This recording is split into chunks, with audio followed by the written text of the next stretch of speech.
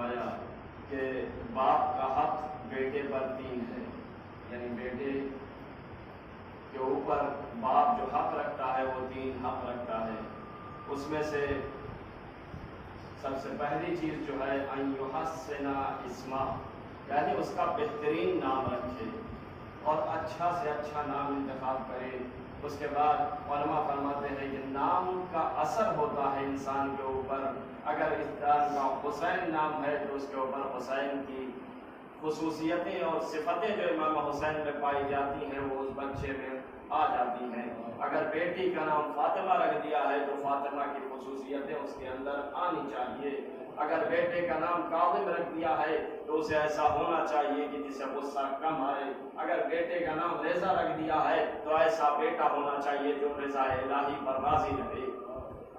تو یہ ایک حق ہے والد کا جو بیٹے کے اوپر ہے کہ بیٹے کے اوپر یہ حق رہا کہ اس کا نام اچھا رکھا جائے۔ وَأَن يُعَلِّمَ كِتَابَ اللَّهِ، اور اللہ کے کتاب کی تعلیم دے۔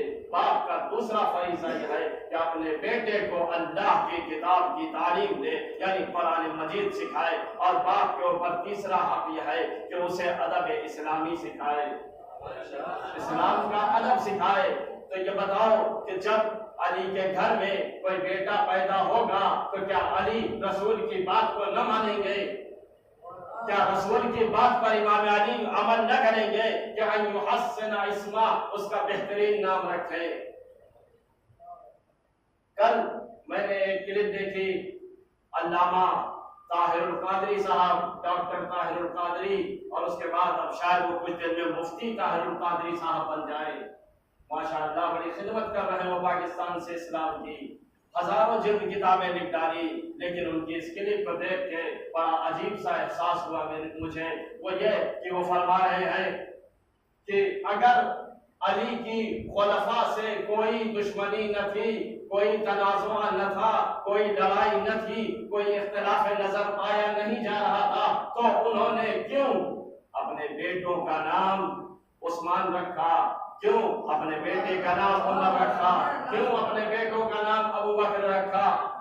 تو آئے ڈاکٹر صاحب، اے ہونے والے مفتی صاحب، اے طاہر القادری صاحب، ذرا مجھ طالب علم کے لیے ایک بات سنیے کہ آپ نے اتنا لمبا چوڑا مطالعہ کیا اور شاید شروع ہے نہج البلاغہ میں سے کچھ بھی نہ پڑھا، اس لیے کہ آپ نہج البلاغہ پر بھی اعتراض کر چکے، اس کا جواب انشاءاللہ آئندہ آپ کو دیا جائے گا۔ تو یہ نام کا جو جواب ہے وہ آج آپ سنتے جائیے اور اپنے گوش گزار کر لیجئے گا اور اپنے مطالعات میں کچھ اضافہ کر لیجئے گا۔ تاریخ نے یہ لکھا ہے کہ امام علی کے ایک بہت نزدیکی دوست تھے جن کا نام تھا عثمان ابن حنیف، جنہیں عثمان ابن حنیف بھی ہمارے یہاں پڑھا جاتا ہے۔ امام علی ان کو بہت یاد کیا کرتے تھے، جس کی بنیاد پر امام علی نے اپنے بیٹے کا نام رکھا عثمان۔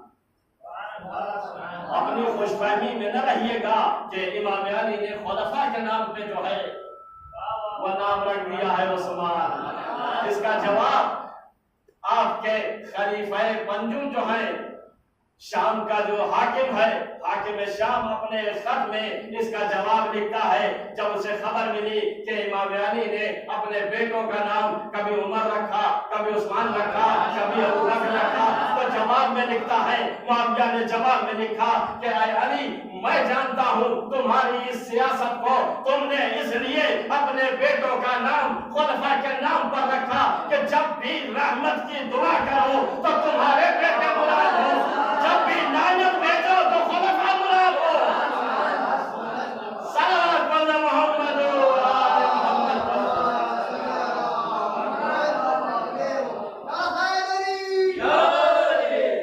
تو یہ ہے اصل فلسفہ کہ جب میں دعا کروں تو مراد میرے بیٹے ہوں اور جب میں لعنت بھیجوں تو مراد خلفاء ہوں۔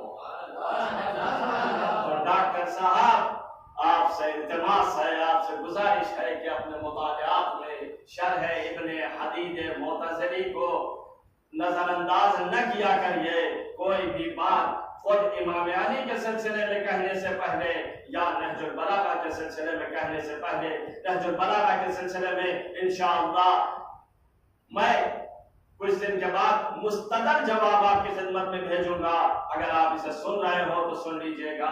और उसके बाद जो मसीही है लबनान में रहता है, उसकी भी जो किताबें हैं, उसकी जो शरह है सौतुल अदालत इंसानिया जो उसकी किताब है उसे, और शरह इब्न अबिल हदीद मुतज़िली जो अहले सुन्नत का एक आलिम दीन है जिसने नहजुल बलागा पर शरह लिखी है, इन दोनों को पढ़ने के बाद